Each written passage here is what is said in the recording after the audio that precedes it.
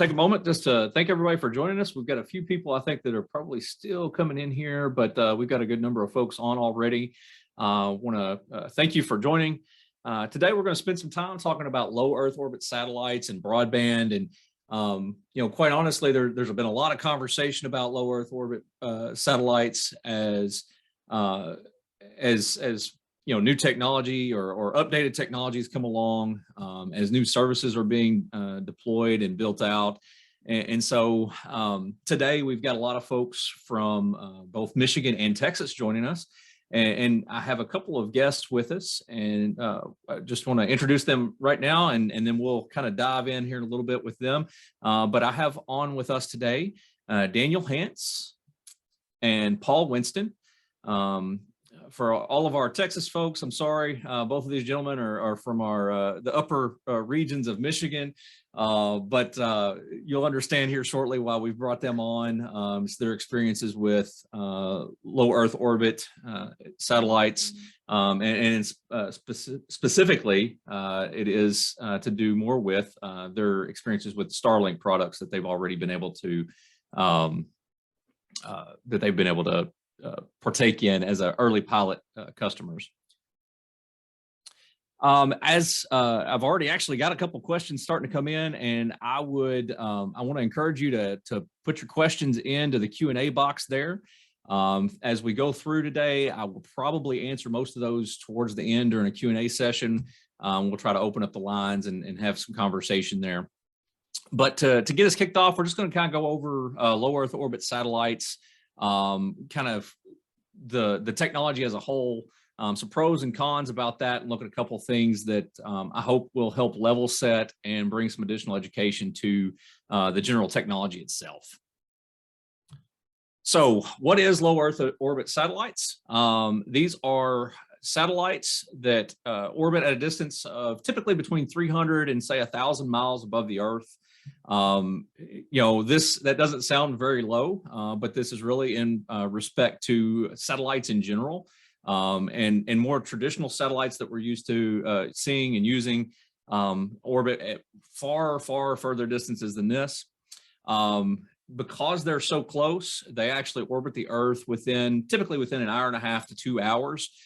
So every day, a satellite, a low Earth orbit satellite, may pass across the sky, 8, 9, 10, 11, 12 times in that day. One of the upsides here is that hardware is often smaller, it's cheaper to build, and so there's some real advantage to this technology as it pertains to the initial cost of the satellites themselves. It's also important to say that this isn't new technology. Low Earth orbit satellites aren't necessarily new technology. There's a lot of low Earth orbit hardware out there. There are satellites that have been used for a long time for various different things. But because of how quickly they pass over, there's just been a lot of technological kind of obstacles to making them useful for communications, or more useful for communications. So typically, or in the past, we've had communication satellites that were much further out, typically in what we would call geosynchronous Earth orbit, and essentially they're at a height that is and rotate at the same speed, or orbit around the Earth at the same speed of the Earth's rotation, and so it makes them seem like they're just kind of floating out there in space, hovering over one spot. And so with these newer satellites that we're starting to see, we see a lot more. We're having to launch a lot more satellites, having a lot more of them to cover the same geographic area, and this provides for us, new opportunities. So, due to the relatively short distance from Earth, low Earth orbit satellites, or LEOs, as you'll hear us talk about them today, they have lower latency because physics. It takes less time for the signal to travel up and back down than when you're talking about satellites that may be 30,000 miles further out. So with that, you have better signal strength, and therefore you have higher throughput. There's tremendous concern, as we talk through pros and cons collectively. There's considerable concern from different groups about space junk. So low Earth orbit satellites, because it's going to require more and more of these to produce a full network. It's just introducing more and more hardware and or just as many people would call space junk into the atmosphere. There are, as I've noted here, some astronomy concerns related to all these additional objects in the sky, creating reflections and obscuring the true night sky. So, when you look up, our family, we're kind of nerds sometimes. We like to go out and look, and we'll see, when I see that the International Space Station's flying overhead, which is actually in low Earth orbit, we'll go out and we'll look, and we're looking for that reflection of light on it, which makes it possible for us to see when we're standing down here on the ground looking up. Spot beam, this is the area of coverage with a low Earth orbit, because it's closer, we have a smaller spot beam, which is this area that you can use to communicate with. The best way, I think, to explain a spot beam or to better understand spot beams is kind of this idea: if you had a flashlight and you took a globe, in your old classroom, you took a globe, you took a flashlight, and you shine the light on that globe, the further back, the more illuminated that globe is. However, the light may not be quite as bright. The closer you bring that flashlight back down to the top of that globe or the surface of the globe, the more intense the light is, but it's a smaller area, and those are our spot beams. And so when you take that same kind of principle, you recognize that you would have to have lots and lots of flashlights to cover the entire globe area if you were trying to hold them very close. Or if you back off, you would need fewer of them. Again, the intensity changes, and that's kind of, in a very simple way, a way to think about the kind of throughput, signal strength that you have with low Earth orbit satellites. Again, hardware is often smaller and cheaper to build, which really has made it easier for companies and organizations to kind of accelerate the deployment of low Earth orbit satellites. And there's new technologies being deployed in this process, so that they can communicate with one another. You have to have more ground stations with low Earth orbit. And so those make it possible for networks on the ground to communicate with the satellites that are overhead. And as we'll look here in just a moment, we'll see I think we can explain and really bring some more clarity to what's happening with satellites. Who's who in the LEO world? And so the first one being Starlink. This is the one that most people are familiar with, whether they realize that it's low Earth orbit satellite technology or not. This is Starlink's in the news often, lots of times for their work with SpaceX and the launches that they're doing with their satellites. But they're the ones currently offering a limited residential customer package. And that's, again, why we've got Daniel and Paul on with us today. OneWeb is another low Earth orbit internet provider. They're currently working with commercial partners, so they're in the process of kind of building out their commercial services. Telesat, they are actually working with commercial customers. And then Amazon's Project Kuiper, I'm positive I'm butchering the name there. They will be offering services to residential customers. They've recently gained approval with the FCC for the launch of some of their satellites, and really will be the most direct competitor with the Starlink product that many of us are familiar with. As we talk about this and kind of talking a little bit more about the pros and the cons, we talk about this space junk idea, or just the clutter that exists. I think the most present count, the FCC has approved nearly 42,000 satellites from Starlink, just for their what Starlink calls their constellation. I forget the exact numbers with the other companies, but you can only imagine if one company has 42,000, the kind of the numbers that you're talking about. There's concerns about these as they over time kind of fall out of their orbit. So what happens? Do they fall? Do they burn up as they come back through the atmosphere? Do they make it all the way back down to Earth? There's a lot of conversation about that. You'll note that if you go to the websites for some of these providers, they talk very specifically about their efforts to minimize their reflectivity, so they don't mess up the night sky. Or I know the Project Cooper, they talk specifically about their technology and how they want to ensure that their satellites actually burn up or destroy themselves on their way back, re-entry into the Earth's atmosphere. So there's a lot of different kind of conversations that go on around these. You'll note if you go take a look at the more recent news, Starlink is in the news a lot. Again, I think primarily because of the level of or where they're at with the deployment of their network.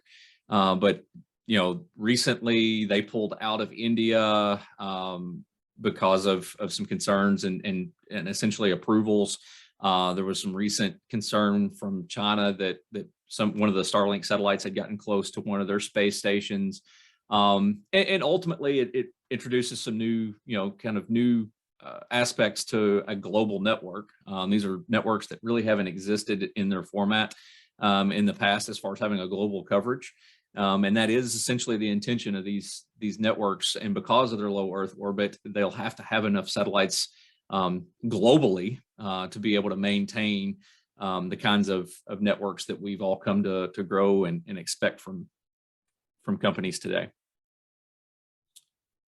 So I'm going to take us over to this stuffin.space website. Wasn't sure how this was going to work, so I threw a couple of screenshots in.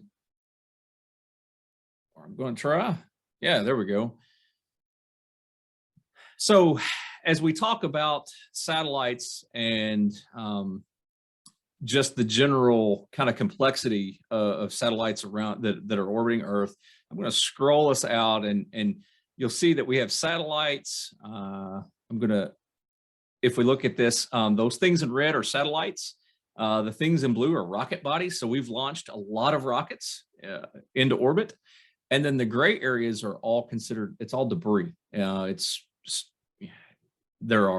have been satellite collisions. I think there was one back in 2009 that created quite a bit of debris. Old satellites that have essentially gone out of their working order, and so they're still floating around. But there's a lot going on around Earth as far as their orbit and the number of individual items, if you will, or objects that are out there. And at the moment, looks like we're hovered over Europe. So let's get back over here. And what we can see here is the continental United States. You see all these little red dots. And again, these are all satellites that are in orbit. And if you go play with this website, and I encourage you to do that, you'll be able to start to see a lot of different information, a lot of different satellites. And then when you click on them, it'll tell you specific information. In fact, let's just see. I think, yeah. So we'll zoom over here close to Paul and Daniel. And here is a Starlink satellite that is in orbit. It is currently at 550.9 kilometers, which is about 310, 312 miles, I think. Don't have to check me on the math there, but in that range.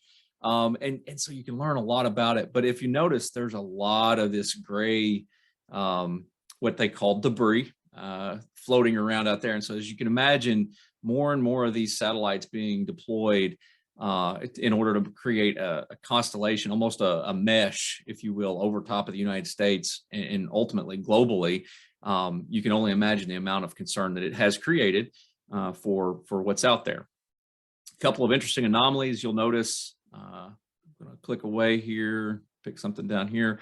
You'll notice this red line that's actually made up of a bunch of different satellites. And this is one of the more recent Starlink launches. And these are satellites. And so the way that Starlink is deploying their satellites is they launch up on a rocket.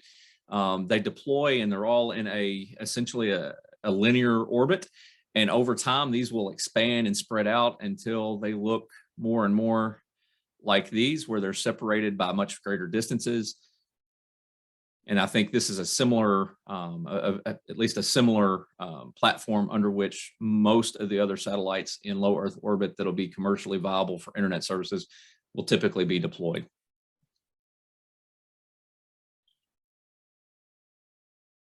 right.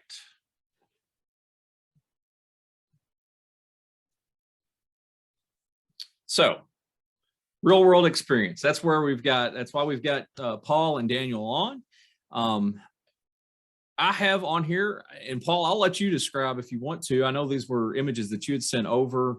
We've got a couple of speed test screenshots here and Dishy. So I'll let you jump on. Why don't you tell us what you do and what your experience so far has been under the Starlink services. Absolutely. Thanks, Wes.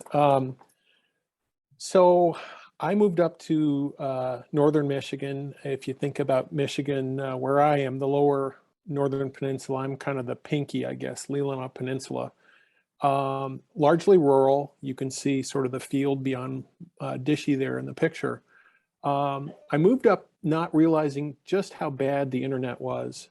And I was working from home as a consultant, advising insurance companies on technology and innovation. So, the internet was kind of important to what I was doing a lot of Zoom calls, a lot of Zoom meetings, uploading, downloading information. And the only internet available to me was, an old DSL line. My download speed was about 6, upload speed was less than 1. I mean, it was steady, but it was, horribly slow. And if I looked around at solutions or potential solutions, certainly satellite was an option, but problems of latency and data caps and cost, just didn't make it sound that compelling. And so I became aware of Starlink. And at the time, nothing was happening. There was the opportunity you could sign up for this thing called Better Than Nothing Beta. And Better Than Nothing sounded pretty good to me. So I signed up. And, like a lot of people, waited to see if I might get selected. I probably signed up in maybe July of 2010. And unbeknownst to me, my wife also signed up, and she was the one who was selected for the beta. Thankfully, I get to live in the house, and Dishy came along in about Halloween of 2020. And for me, the most interesting thing about my Starlink experience, I guess, is, and I won't go into too much depth, but if you've spent a lot of time on Reddit or sort of looked at what Starlink offers, it literally was a very plug and play experience. When we were selected, you looked at the cost of purchasing, the dish, the terminal, a modem, or a router. It came in this, simple box. You opened it up, and it was literally plug and play. There was no requirement for a technician to come and make sure that my, dish was oriented to a satellite that was in geosynchronous orbit.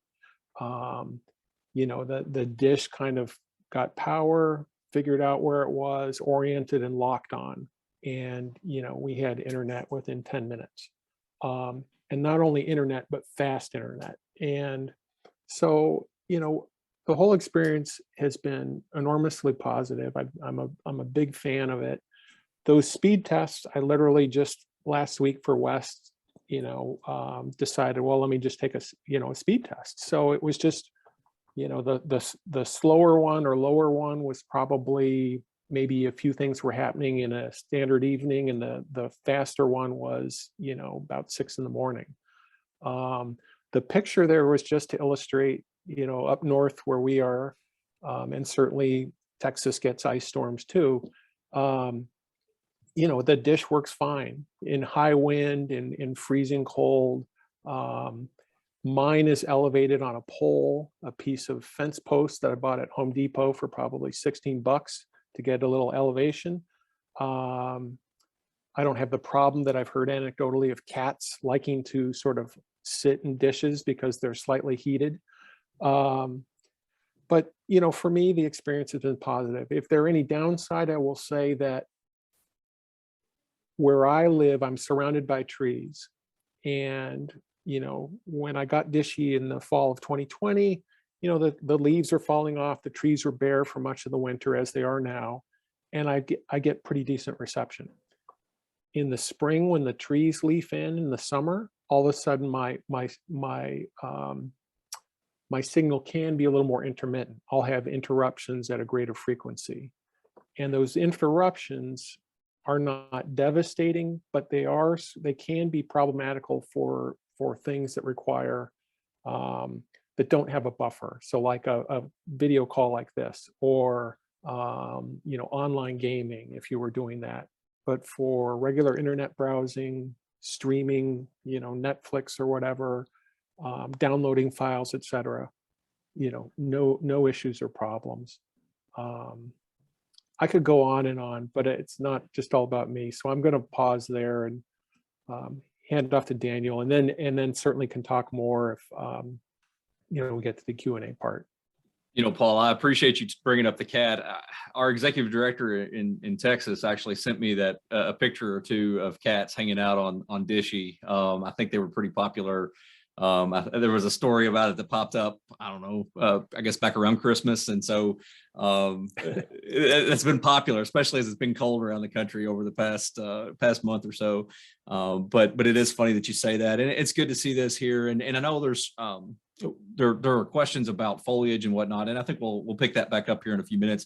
But you bring up a good point about when the leaves come on, and I think that's, if we go back and think about that image of those satellites that were all in a line, and as they move out, whether it's Starlink or any of these services, over time, as additional satellites are added into that network, and quite honestly, as the technology continues to develop, I think at least what we should expect is to see even less of a degradation or any of those types of issues, as there are more and more access points. Essentially, the satellites are essentially an access point that are out there. And again, this isn't intended to be it's not intended to be pro or even against Starlink itself.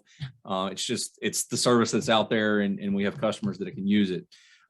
Daniel, I'll go ahead and ask you to join us here in the conversation. And you sent over a handful of slides, because where Paul is using this in very much kind of the out of the box kind of format, you and where you're at are using it in a far more advanced kind of setup. And so it's fun to see how you're using it. And so I will turn it over to you. And I think I skipped there we go.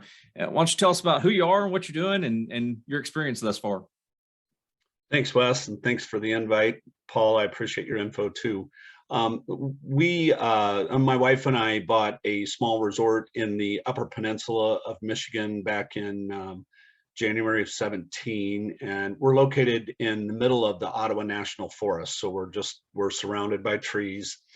We also sit down low in a low point right on the lake with forest terrain in the near vicinity that really limits your line of sight views for various other services. Literally, we had absolutely no cell service where we are, so that wasn't an option. I had to look at HughesNet and Viasat for my options for internet, and I chose Viasat only because I was able to get a halfway decent package for them. 25 down and 3 up, but with data caps. And that presented a problem for us, because that meant we couldn't open it up to our customer base. Otherwise, we would exceed our data cap and then get throttled back, and then our business would suffer. We have a small store here as well, so we really desperately needed internet to stay in operation. So no customer use, no streaming, limited use for the owners. I've got a young daughter that loves to be on the computer all day long, so she wasn't able to do a lot. And then Zoom, this call would be impossible with what I was doing. I will say that consistently we were getting somewhere in the neighborhood of about 20 megs on a regular basis download speed when we were with them, and it was fairly consistent. Eventually, we added Northern Michigan University. They have an LTE system in our region. The problem with that one is it's line of sight driven. And we literally had to get our antenna over 70 feet off the ground in order to get over the topography. So we had to rent a boom truck to assist us with that, which was a little costly. But again, they advertised 25.3, and to be honest with you, consistently we were just getting around 9, but no data caps. We were able to open that internet option up to our customer base, and it was helpful, but it wasn't good enough for us to market it as a consistent benefit to our customer base. And then, of course, for television services, we had to use DirecTV, and of course, 2 years ago they decided in their infinite wisdom to eliminate all of our local channels. So during football season, nobody could see a football game. So then we had always been keeping our eye out for what is the next option. Next slide is good, Wes. My business partner, Bob McGuffin, is also a space geek and has been always watching at Starlink and what was going on there. And about December of 19 is when we got the inkling that the beta option was coming for our area. So we immediately signed up. And then in February, I think we got the invite to fill out our application. And then we went up in August of 2020. And we immediately, very much like Paul said, our experience mirrored his. They have an app for your cell phone that you literally stand outside and you turn around in 360 degrees to look for your best signal with the fewest obstructions. And I saw the comment about tree cover and weather, and I can address those. We were fortunate enough that at the resort proper, there's been a lot of trees, taken down for views and that kind of thing prior to us. Don't anybody that's the tree huggers out there, don't get mad at me. But at any rate, it presented a great opportunity for us because we could put our dishy on the corner of the roof of our building, and we got no obstruction view. Now, Bob, on the other hand, also got a dishy, and he was faced with a similar situation as Paul. And although we were up on his roof mounting his dishy, we found that there were just enough obstruction to cause some connectivity issues. So we were able to get longer poles similar to you and extend it high enough to really eliminate that as a concern. So that is one option, but heavy tree coverage is a downside. Heavy snow and winds, though, we've had 2 solid 12-inch snows here this winter already, and we've had horrible winds with 50, 60 mile an hour gales and haven't had an issue at all with signal. So they really have done a good job with their dish and hardware in that regard. So now we're seeing speeds anywhere from 150 to 200 megs. Right before this meeting, I chose to hardwire my laptop just to make sure I'd have no problem with my wireless signal, and I was seeing 230 megs of download speed. And then I connected to a Wi-Fi router down in my lower store, and I was also running 250 down. And so that's the one thing that you will see is that Wi-Fi speeds do diminish some when you're going through structures. But even then, I've often still seeing 40 to 80 megs, which is more than enough for most applications. We've seen some intermittent slow connections, and I suspect that's when you get a gap between satellites. But even then, it's not long enough for it to like interrupt a TV show, for example, or to interrupt some of the activity that I do. We also then, because of Starlink, it's allowed us to cancel DirecTV, cancel NMU, their LTE service, cancel Viasat, and we're now enjoying $300 a month in savings because of going to this system. So I would say it's an incredible benefit to us. An example of what it's done for our business, we're seeing more and more people wanting to go on workcations, especially with COVID, where they're allowed to work remotely. And so now they're looking for lodging establishments that can meet that demand. And an example, we had professors from West Virginia, it's a couple that they would come and they would fish in the morning. They would then work mid-morning to late afternoon and teach virtually through this kind of method, and then go back out and fish in the evening, and then they'd wrap up their work at night. So the consistent internet was huge to them, and it's also a game changer for me because now I can really promote that. We're able to provide that service to people. And coming up to the Northwoods, a lot of people come here to disconnect, but the world is changing, and we're able to change with it, which is really exciting.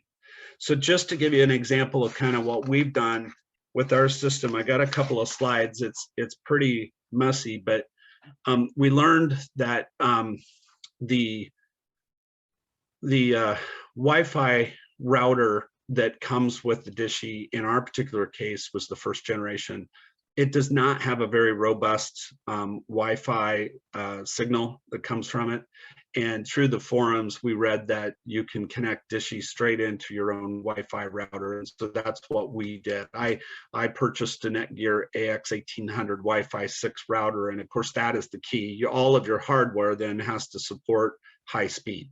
So don't expect to be able to plug in your old, I don't know what brand, but old router that you've had for 10 years and expect it to work. And as a matter of fact, we've got some routers that are a little older, but if we have a store, we run credit cards, we have to isolate that system from the rest of the network. So we run that through a router. We've got multiple devices that we use, including a DNR point of sale. We've got internet cameras now that we never would have had before. Our business laptop, and then of course our private residence, and then we've got rental units here on site that we use. So in the small writing, which I don't know if you can see, I also noted various other devices that are connected to our Wi-Fi. So every cabin, we went from DirecTV to Roku streaming devices in every unit. So the guests can watch what they want now. They don't have to be limited to just what DirecTV channels there are. We've got Alexa devices in our homes now, and we're constantly streaming music and services there. We've got the Google Nest. We have customer cell phones, customer tablets, our own personal cells, tablets, laptops, Apple Watches, and we find it to just be a joy to use now because we have connectivity. The challenge that we had with cabins is we have anywhere from 20 feet to 450 feet from the Dishy. So up in the upper right-hand corner, we've got a gigabit Ethernet media converter. And if you go to the next slide, then Wes, what we did there is we actually buried fiber optic cable from the main building to the center of our resort, and then we took fiber optic cable and went all the way to the cabin that's 450 feet away, because you lose, your signal diminishes on Ethernet when you exceed 300 feet, as far as I understand. So again, it shows you we're able to connect to so many additional devices.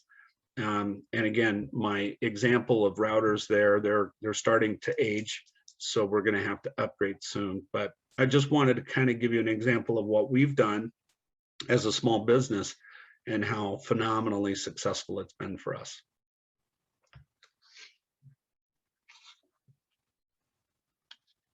Thanks, Daniel. For all of that, it helps when I take myself off mute. So yeah, I really appreciate that, and we kind of talked about it.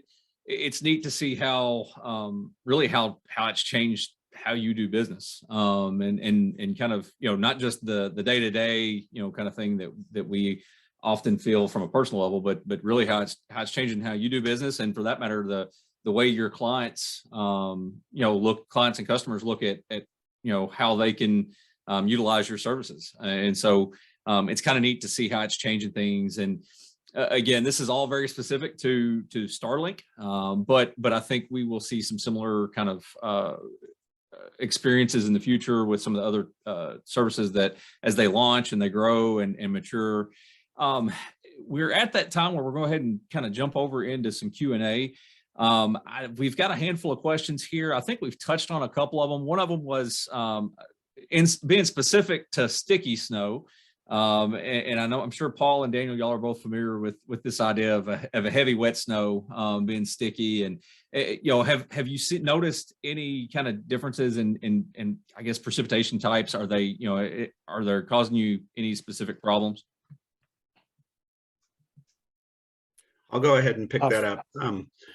For my part, I would say no. And in spite of that picture I had of the icicles, that was a very infrequent phenomenon. It's maybe 15 degrees right now here, and I might see a few. And if you think about those being caused by the dish kind of melting and things falling off, but in terms of snow piling up, it hasn't been a problem for me. I haven't noticed that at all. And I haven't either. The dishes are heated, so it's just enough to keep the snow from accumulating, at least so far for us. All right. And I've also brought on several of our folks from our broadband solutions managers, and we've also got Jennifer Harris, who's our director for Connect Nation Texas. All have joined us now, and so as we kind of dig into this conversation, certainly want to open it up and let them ask questions and be a part of this conversation. There was also a question about, as more connections are using the same area, is there, will that affect speeds? And that's certainly something that I know has been discussed quite a bit. In particular, with Starlink, I know that they had quite a few folks in the early days that were joining, and they were closer to more urban areas, so there was a higher population density, and so there were more people joining, and they were certainly seeing some reduction in speeds due to that. And I again, not a spokesperson or representative for Starlink, but I do know that they came out shortly after some of that was being discussed, and made mention of the fact that really their system is designed to bring service to more rural areas. And so the higher population areas, we're certainly seeing those kinds of results. But I also think, as we talked about, the more satellites that we begin to see in orbit and a part of that constellation, the less issue that should be, or that should be a lesser issue moving forward. But again, if you're in a high population area using one of these services, that there's certainly an opportunity for that to exist, as with many other network technologies.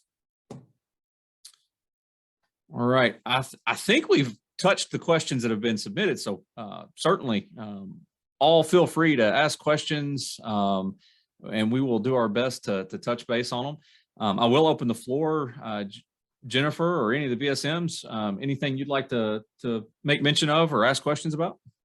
Yeah, thanks, Wes. This is Jennifer Harris. I'm our state program director for Connected Nation here in Texas. I know this question is probably very hard to answer, but wanted to first thank the two gentlemen for speaking about their experiences in Michigan. And I was particularly interested in the conversation about wind and wind gusts, and thinking, of course, in Texas, we have hurricanes. Not too many hurricanes in Michigan. If we're having hurricanes in Michigan, well, we need to have a talk. But I know it's hard to equate that, but I'm curious. I mean, it sounds like they stand up pretty well in those conditions, but obviously with hurricanes, winds can be much faster than that 50 or 60 mile an hour. Do we have any thoughts on if we think that might be a problem in some areas in Texas?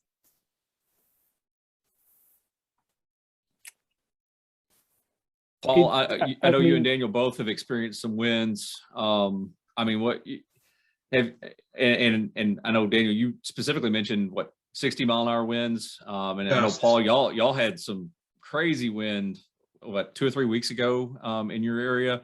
Any experience there that would kind of, again, it's like looking in a crystal ball. It's hard to say anytime we're talking about, natural disasters, but what are your thoughts there? I mean, I guess if you think about hurricane force winds, and you don't have a particularly, well reinforced sort of pole, or however it's attached to a home, that's always going to be a risk. You've got wind catching a dish. I guess there's a potential issue. But the kind of winds that I've experienced and that Daniel mentioned, 60 miles an hour gusts or whatever, we haven't had an issue. The bigger issue has been that our sort of, power lines get knocked over. And so then, but the dish is going strong. But I would guess in hurricane, prone areas, whether it's coastal Texas, Florida, et cetera, there probably are steps that could be made to reinforce that so that the dish is more secure, just as building codes are different in an area with hurricane exposure compared to where we might be in Michigan. I would say, you didn't ask this question, but if one of the things that I wish would improve the Starlink experience, not just for me, but for people that are considering it, is there isn't much of a infrastructure around, say, third-party support. And so if somebody said, hey, I'm going to be seeing a lot of Starlink customers soon on the Gulf, and I want to make sure that their satellite equipment, their dish is weatherproofed. I'm not seeing those sort of adjacent industries or support services stepping up to support Starlink the same way that they might be technicians at helping people connect with their cable internet, et cetera.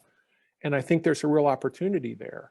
Even as plug and play and simple as it is, if I had an expert come out and say, I'm going to find the best location for you, and if it's on your roof, I'm going to go up and install it, that'd be fantastic. But if it was a little more technical know-how, or just I need to better brace and secure this so that it withstands a heavy windstorm or hurricane, or even a hailstorm, that'd probably be really helpful to see that kind of support develop. Paul, you bring up a kind of an additional thought to that, and that's that currently this is still early. I don't know if it's technically still pilot or not, but or beta testing, but certainly initially this was designed to be something that they could send out to a customer, and I would expect whether it's, like you said, through third party or even through the provider, in this case Starlink, that we would see additional kind of customer support as it relates to or is related to technical kind of sides of things there. Daniel, anything you'd want to add to that? I don't think so. I think Paul's right. It's how you're securing your dishy. In my case, I have it on attached to the fascia of the eave of my roof, and I put a pretty strong brace in there to help mitigate it. So other than that, I really haven't seen any issue. They're actually, the dishes are pretty designed to, I think, handle the wind going around them as well. Yeah. Well, while we've got there's a couple questions about cost, and so again, throwing that preface out there that this is kind of the beta version of the service, and really all we've got is the one service to look at. And Paul and Daniel, you all can correct me if I'm wrong, but I think initially it was $500 for the hardware, so basically for dishy, and then it's $99 a month right now for the services. So certainly when compared to some of the other services that are out there, it's expensive or more expensive. Although, I've certainly run across services that are more expensive around the country. It is likely cost prohibitive for a lot of folks at this time, particularly in some of our more rural areas. But that's the general cost as it stands today. There's a question in here as it pertains to where is this available? There's not exactly a map right now that says, oh, you can go and get or sign up for Starlink. But if you go to the Starlink website, you can actually put your address in, and they will essentially you start the process of trying to sign up, and they'll stop you if you can't, or they'll record your address and your information. And when your area becomes available, then they'll contact you to sign up, which I think that's the process that both of you all went through initially. It's just more open now than it was even a year ago. Mhm. Wes, I would challenge though that it's cost, or it's a little more expensive, because I was still short of the initial $500 outlay, which, to be honest with you, I would have spent twice as much to get this kind of service at that point, because the other services were so bad. But I was spending $99 a month for Viasat with data caps, and then an additional $45 a month for the LTE service. So, and stories I hear in meetings with different folks, and I bet Tom Stevenson could support that. A lot of people are spending that much money at least for the DSL the service that they're getting for less than 10 megabytes per second down. Sure. Yeah. And it's all relative to location and the potential of what's available. And it's easy, it's easy to look across the board and see, speeds in more urban areas and the cost of those things. But certainly in truly rural, remote locations, there's certainly an argument to be had for it being a reasonable cost. Couple of questions here, and certainly am happy for others to join and jump in on the kind of response here. There's one here about whether or not government dollars becoming available for rural broadband, should local governments look to a Starlink solution instead of creating a landline system? I think, in Jennifer or any of the BSMs, feel free to jump in. I don't think that is the intention of this service from Starlink, even from Starlink's perspective, based on what I've heard and read and seen. It's really kind of it's a last resort, or for those areas that are just so remote that it makes no sense, or may not make any fiscal sense to build out to that location. I do not know. I've never been to Daniel's place, but I have looked at it online on Google Maps. And the expense to build fiber to Daniel's location, it would be exorbitant. And so, I think that Daniel's a really good, and Paul, for that matter, are really good examples of where this makes sense, because it's likely saving millions of dollars in build out expense. Same could be true in many areas of West Texas or just Texas in general, where if you're the only house within several miles, it's potential that this is a solution, even if it's in only over the next 10 years, that this is a solution that may be useful. But I don't know that it's necessarily a replacement or a widespread replacement for other technologies that are out there. If it makes fiscal sense, even with the federal dollars that are out there, or the dollars that are out there, to build to certain locations. But there's always that one location that's just too far to make really good sense otherwise. Jennifer, anything you would want to add to that? And I would add that I feel like all of these technologies are all a piece or pieces of the puzzle. And I think we look at them all in combination together, because every situation is a little bit different, especially in states like Texas and Michigan that cover large areas with different topography and, different situations going on. And yeah, obviously, in Texas, of course, we have a huge huge presence from the parent company of Starlink. So it'll be interesting to see what happens here due to that, and if there's anything else that they get their hands into. Hey, Wes, this is Tom.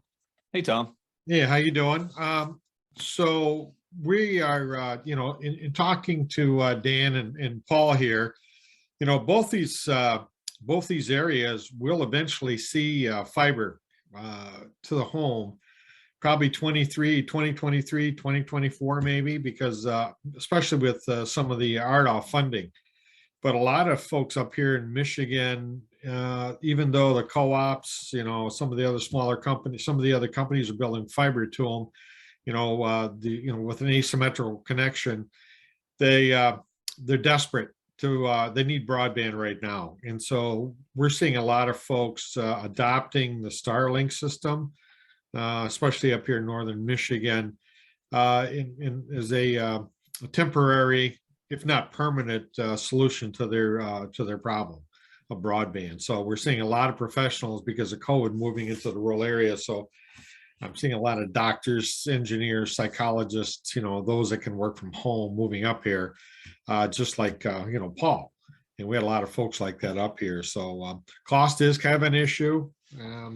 But like you said, like I agree with you, Wes, when you get into rural areas, even some of the products that are being offered, some of these 10x1 products, they start out at $79 a month. So it's hard to, so Starlink's not that bad of a deal, if except for the $500 sometimes to be able to purchase the product can be difficult for some of the folks in the rural areas. But yeah, it's been quite, a lot of folks are happy with it right now. And I'm hearing from the local UPS drivers, as they open up areas, yeah, I've got 20 of these on my truck, tell me how it works.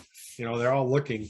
And so as they open them up, so yeah, they're kind of excited about it up here. Like I said, it's going to be a solution and before they get their fiber. So. Yeah, Tom, that's a really good point. The deployment here and in any instance, I guess just like Jennifer said, it's going to be a mix. There's really not a one size fits all kind of solution. What the right solution is today, Tom, to your point, it may not be the right solution 2 years, 5 years, 10 years down the road. So I think that's one of the kind of the fallacies that exists sometimes with broadband is just that, we're going to invest once and we're going to be done with it. And even if we were able to deploy fiber all over the country all at one time, in the next 5 to 10 years, we'd be replacing other parts of that network, other pieces of hardware there, or changes in the way that technology communicates and the actual networking of it works. And so, this idea to always looking at what's right in the, an eye to the future, but an understanding of what needs to be done today, I think is very important. Real quick, Catherine, I think you had maybe raised your hand just a moment ago and I hadn't had the opportunity. We may have answered the question. So feel free if you want to jump on and ask your question. Yeah, I think you had, this is Catherine, I'm a broadband solutions manager in Texas. I think you talked about it a lot. The main thing is that, especially rural communities where I work a lot in, this is kind of looked at a miracle as the solution that's going to come. And I think it's interesting for people to understand the technology and how it's a really limited band of space. And like you said, we're not sure if it covers the entire country yet or what that's going to look like. So I'm just like a lot of people that live in rural communities, we're looking at this low Earth option as a real game changer. So yeah, we're excited for it. And to follow back up on that again, Catherine, like I said, I think the total count right now is like 42,000 satellites that again, we're talking about Starlink, but that they've been approved for launch. And that whole, the reason there's so many of them is because you have to have that many to cover an area. I've seen estimates of between 40 and 80 low Earth orbit satellites to cover the same geography as traditional KA. Or so like the old Viasat or the older Viasat systems, or for that matter, any of our older, kind of satellite TV technologies. that you need 40 to 80 of these to cover that same geography. And so when you start thinking about that, it requires a lot of these satellites, and we're really kind of in the early stages here. Certainly would expect that we're going to have better coverage over time as more and more of these satellites are launched and move into their actual orbit. You know, if you can see the screen, I'm kind of hovering over an area here, but there's several satellites kind of converging near Louisiana right now. And I think that's what we're going to see more than likely. We'll see more of that. And that'll be really the bigger picture over time, is that we're going to have more and more of them, more satellites, more access points. And again, to not get too into the weeds and technology, but the communication, satellite to satellite communication is kind of the next frontier for making leaps and bounds on speed and whatnot. And the newest launches from Starlink include the next level of that technology, and they expect that that's really going to help improve things. You know, from a ground perspective, how we utilize it, we saw today that you know, Paul basically took his dish out there with his handheld phone, found found where it says to point the dish, and that's it, plugged it up, and he's done. Daniel, on the other hand, has gone, you know, leaps and bounds beyond that. He's using it as an access technology to ensure that he can run his, you know, his personal home and his cabins and his point of sales, and really running his business, home and business, off of that. There's a couple questions in here. Could multiple households use a single dish? I can't say that you can. And Daniel's shaking his head. So you know, it's certainly not advisable. I'm positive it's not in the terms of service to be a shared product amongst multiple homes. But you know, again, we're talking about network technologies. You know, this is the early days, the early stages of how all of this will be utilized. There is one last question I want to touch just before we jump off of here. Does anyone know if Starlink participates in the emergency broadband benefit? And that's just recently been changed names. I don't believe that Starlink is participating, at least as of yet. Jennifer, you may know that, or you may have run across that in some of your research over time, but I'm not certain if they do. I don't think they do. At least not yet. I was on the website earlier. Let me see if I can get there quick enough to see, because they do list the current providers. And I'm wondering if I can get to it quickly enough to answer that question. You would think that if they take RDOF dollars that they might be held to a standard to participate in that, but I don't know the answer either. Well, that was what was causing me some hesitancy. But because it's currently in, I would not be surprised to see it in the future, but because it's still currently, you know, kind of in beta stages, I'm not sure that they would be held to that. But again, I can't say for certain. And they haven't been officially approved yet by the FCC on their RDOF, so their long That's form true, hasn't too. been approved yet. So they do have a angel program, they call it, and I think Jennifer down in Texas, it was down by Midland, Ector County, that area there. They were working out some what they call an angel program with some of the schools, and I think they were beta siting some down there in Texas and also in Iowa. But they were very limited. Wes, I was able to get to the website, and I don't see Starlink for any state as a participant in the emergency broadband benefit program, which of course now is the affordable connectivity program. But what's listed here, it does not look like they were participating. Yeah, that was again, and I guess as we kind of wrap up here, it's so important to make note that you know, we wanted to, there's a lot of conversation, there's a lot of questions that have been popping up, and it's really why we wanted to have the workshop today, was to talk about it, to try to help answer questions, to try to help level set. But there's still so much about the technology and really the future of it that we just don't know yet. But it is exciting because it is proving in many cases to be a solution. Paul and Daniel are you know, witnesses of this. Providing a solution to a problem that they had. You know, will it be their forever network technology? Maybe Maybe not, probably not, especially with some of the federal dollars are out there, but we really wanted to try to help close the gap on, maybe what some of the misunderstandings are, what some of the issues are that are around them. And we could talk for days about this, and you can go out and read all kinds of fun stories about cats baking on the dishy and so on and so forth. But nonetheless, really to try to bring some more understanding around it. For those that are asking a lot of questions about how to determine if it's available or not, I really do encourage you to go to the Starlink website page. It's real quick. You can type your address in and they'll begin to tell you whether or not you're in an area that's already available. Northern Michigan was an area that was initially part of that beta, and they kind of seems to be creeping further and further south from there.